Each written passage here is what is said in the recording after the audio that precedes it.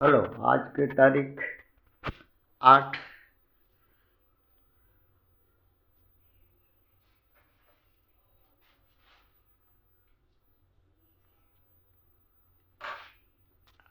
आज की तारीख 8 महीना 4 2026।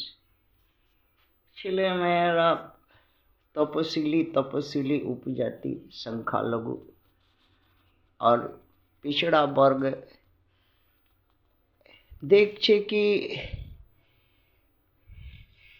পশ্চিমবঙ্গ ভারত মধ্যে একটা রাজ আছে যেখানে ভূতড়া ভূত মৃত জন যারা আছে তারা চাকরি করে ভোট দেয়, ব্যাংক থেকে টাকা তুলে সব সুবিধা ভোগ করে। তাদের বংশধর তাকে রেখেছে সত্তা সরকার চালানোর জন্যে। কেন, এইটাই প্রশ্ন। তার উত্তর হচ্ছে তারা প্রথম ভারতে বিদেশি আক্রমণকারী দের রাজ্য পশ্চিমবঙ্গ আছে। লাস্ট ফরেনার ব্রিটিশার যখন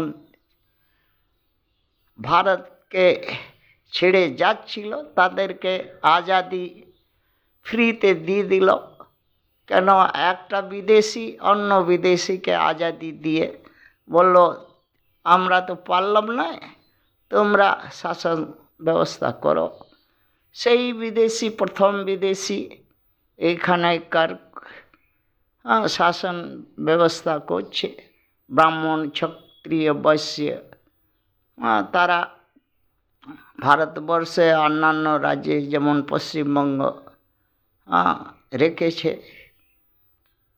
আর জড় জঙ্গল জমিন সত্তা সরকার সব সুবিধা তপশিলি উপজাতি সংখ্যালঘুদের ছিনিয়ে পিছড়া বর্গে সবার ছিনিয়ে নিজে ভোগ করছে।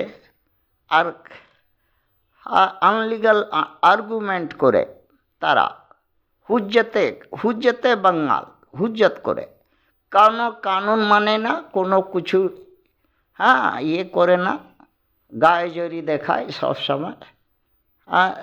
তারা ওই ভারতবর্ষের মধ্যে যত বিদেশি আক্রমণকারী প্রথম যারা আছে তাদের তাদের সহায় আছে, তারা সাপোর্টে।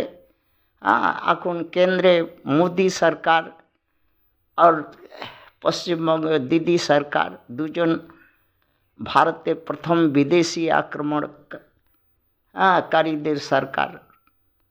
তারা কেন্দ্র থেকে পুরা সাপোর্ট করছে আর পশ্চিমবঙ্গ নাটকবাজি করছে। মানব না, মানাবো না, হতে দিব না, হবে না, এই কথা চলছে।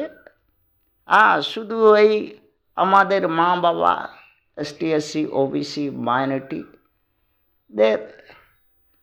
কষ্ট তারা কোনো দিন কিছু পায় নাই, আর আগেও পাবে না। ভোটে একটা অধিকার ছিল, সেটা রেউড়িয়া মিশাই ভয়ে ছিনিবিনি করে তার ওই সুযোগটাও নষ্ট করবে করে দিয়েছে।